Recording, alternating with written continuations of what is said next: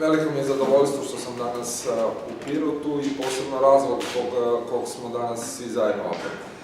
Prošle godine Lekarska komora Srbije je prepoznala, što je kolega malo pre spomenuo,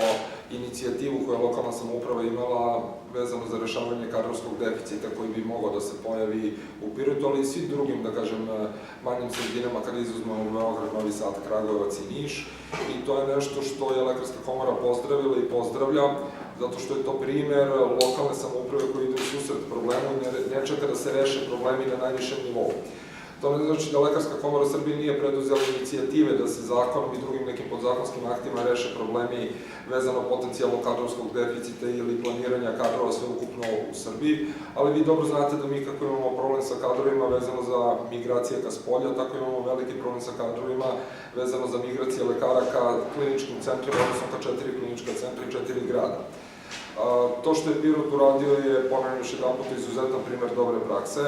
kako lekare i svoje građane motivisati da ostanu u sredini u kojoj su se rodili i odrasli, da pomažu svojim građanima,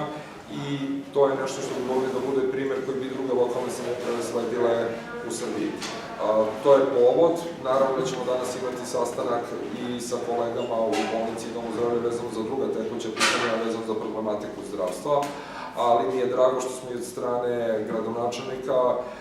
uvereni i objašnjeno da Pirot prepoznaje taj problem i da će se i dalje baviti na takav i sličan način, pokušavajući da svojim građanima obezbedi adekvatnu i kvalitetnu